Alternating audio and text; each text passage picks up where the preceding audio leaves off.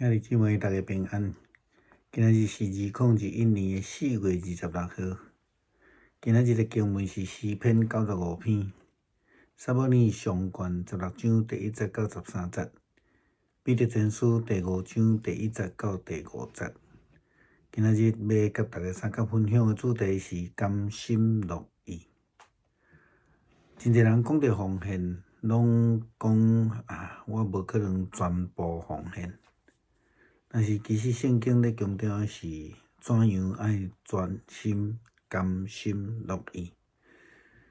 今日的经文伫撒母耳上卷咱看见上帝宣告伊已经去杀扫罗，但是为什么上帝要弃绝一个伊原本所设立竞选的以色列的领袖呢？迄是因为扫罗得到伊的位置了后，开始骄傲，袂记即上帝，也无愿意顺服。既然上帝所高立的所竞选的奴仆，当然是需要甘心乐意顺服上帝，无有别个理由啦吼，爱服侍上帝甘心乐意才会使。无应该有任何理由来拒绝顺服，因为扫罗会无顺服，所以上帝就找撒母耳去到伫亚西的家内，去竞选一个继续属任的人选。虽然咱看见撒母耳会惊会烦恼，但是伊犹原甘心乐意按照上帝的吩咐来去做这项代志。耶稣捌呼召一个门徒，迄个门徒却安尼甲伊讲主啊，容阮我先倒转去埋葬我的老爸啊！耶稣讲，互死人去埋葬因的死人吧，你来跟对我。这是伫马太福音第8章21节到22节所写的。其实耶稣真清楚知这个人是咧找借口，咧找理由。伊根本毋是敌意，也是讲伊的这个老爸根本就毋是过身，也是破病，因为伊搁伫外口流热烧嘛吼。耶稣也捌过举一个譬如，讲到大财主的大宴席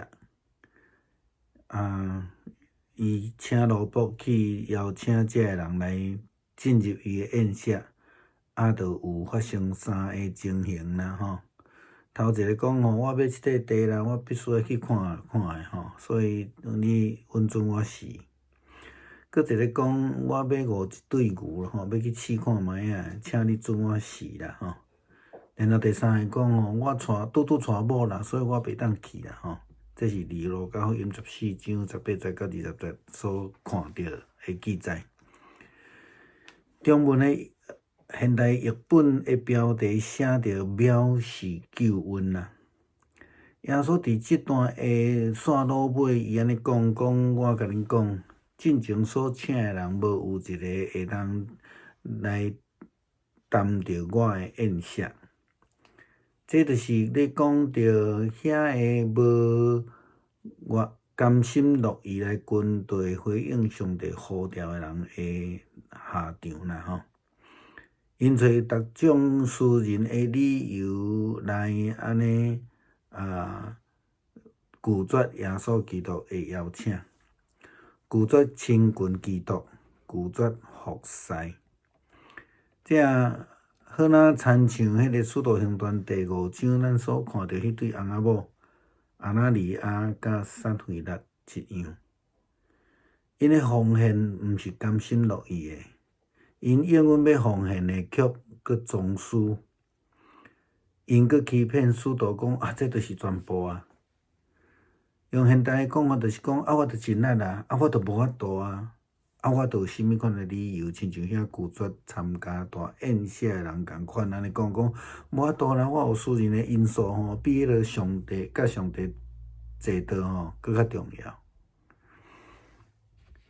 诚做上帝的奴仆，诚做基督徒，拢得爱非常的注意，因因为咱无有任何的理由通去提示上帝的托付。除了上帝家己甲咱关门，若无，咱应该爱甘心乐意去服侍。咱无通好提示的理由甲借口，也无应该去送互别人做。彼得安尼劝勉讲，我现在用一个长老的身份，各位同做长老的即个提出请求。我是见证基督受苦的人，要分享将来显示的荣耀。我请求恁伫牧养上帝所托付恁的羊群，甘心乐意，照上帝的旨意照顾因，毋通出入勉强，毋是伫为着报酬来工作，而是自动自发的释放。伫这个所在，彼得劝勉者的服侍的同工爱诚做模范，而且爱下着这个谦卑的有事群来彼此服侍，亲像耶稣基督所设立迄个洗骹的典范一样。千万毋通掠做讲事工无我做袂使，也毋通找理由来拒绝。拒绝服侍会当互主欢喜得到释放吗？当然是无可能嘛吼。甘心乐意献上家己，才会当得到主的欢喜，才会当领受迄个永远袂失去光彩的冠冕。的确，要明白上帝旨意真难，要面对未知的将来更较困难。但是咱只有来学习，亲像羊群怎样一步一脚印来跟对牧羊的人。羊无需要问讲要去叨落，羊也袂去论讲什么原因，因只有专心专意来跟对，甘心乐意爱释放。上帝的路自然就要显明伫咱的头前。弟兄姊妹平安，今天是2021年的4月26号。今天的经文是诗篇95篇撒母耳记第16章1到13节，彼得前书第5章第1到第5节。今天要跟大家分享的主题是甘心乐意。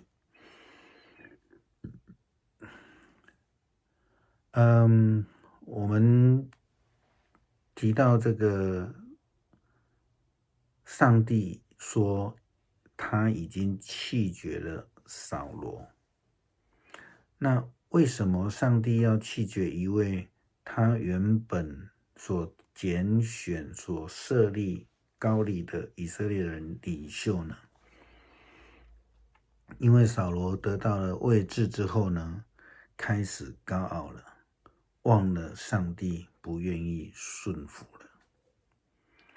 既然是上帝所高立所拣选的仆人，当然就要甘心乐意的顺服上帝，服侍上帝才是，不应当有任何的理由拒绝顺服。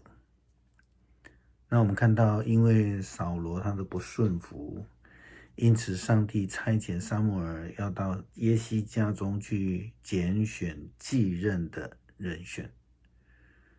那我们也看到，虽然撒母耳会有担心会害怕，可是上帝有指示他，他也甘心乐意的按照上帝的吩咐去做这件事情了。这让我们想到有些人说我不喜欢唱那个奉献的诗歌，因为他说全奉献我不可能做到，所以我不唱。其实这个全奉献其实就是在指甘心乐意。那不唱的原因是什么？是因为不要奉献吗？当然不是的那我想这个是帮助我们来思想。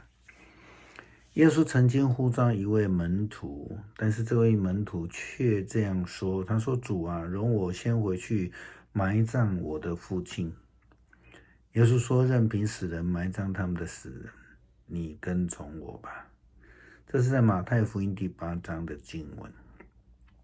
耶稣非常明白这个人是在找理由。他的父亲不是真的生病，也不是真的死掉了，否则的话他不会在外面闲晃，跟着耶稣走。那后面当然那句话还有另外更深层的意思，那我们有机会再来谈了哈。耶稣又举过另外一个比喻，就是大财主的大宴席。主人要仆人去外面请他的名单上的朋友来做这个宴席，一起吃饭。那这个比喻当中举了3个例子。第一个说：“哦，我买了一块地，我必须去看看啊，请你准我辞了，好忙啊哦。”又有一个说：“我买了5对牛，要去试一试，请你准我辞了。”吃了个饭5对牛又不会怎样，不是吗？另外有一个说：“我才娶了妻，所以不能去啊。”他也可以把妻子带去，不是吗？路加福音第14章18到20节，我们看到3个负面的典范。中文现代译本的标题写着“藐视救恩”。耶稣在这一段的末了这样说道：“他说，我告诉你们，先前我所请的人，没有一个得尝我的宴席。”这就是耶稣那些所谓的不甘心乐意跟随、不甘心乐意回应上帝呼召的人的下场。他们找了各种私人的理由来搪塞基督的邀请，来拒绝亲近基督，来拒绝服事。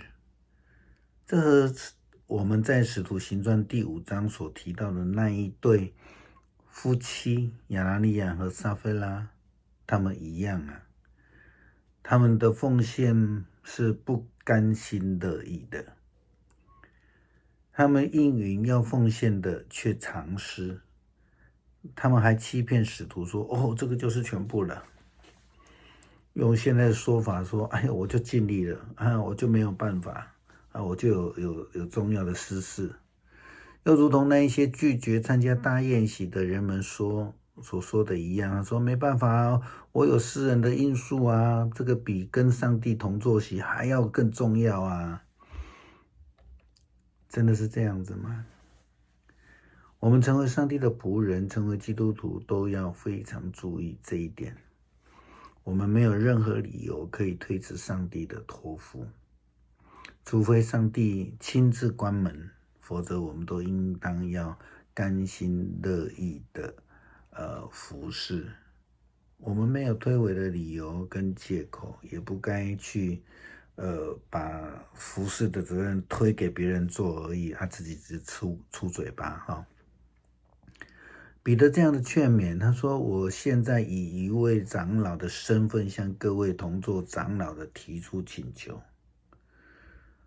我是见证基督受苦的人，要分享将来所显示的荣耀。我请求你们要在牧养上帝所托付你们的羊群，甘心乐意的按照上帝的旨意照顾他们，不是出于勉强，不是为了报酬而工作，而是自动自发的侍奉。”彼得在这边强调要成为服事的模范，要围上谦卑的围裙来彼此服事，如同耶稣基督在最后晚餐立下的洗脚的典范一样。千万不要以为教会的事工没有我不行啊，也不要以为可以找个理由就搪塞了。拒绝服事不能蒙主悦纳跟赐福，甘心乐意的献上才能蒙主喜悦，才能领受那永不失去光彩的华冠。的确啦，我们要明白上帝的旨意非常困难，要面对未知的将来更是困难。但是我们只有学习那个羊群，他们如何一步一脚印的跟随着牧羊人，他们不需要问何往，他们不需要论原因，他们只要全心全意的跟随，甘心乐意的侍奉，上帝的路自然显明。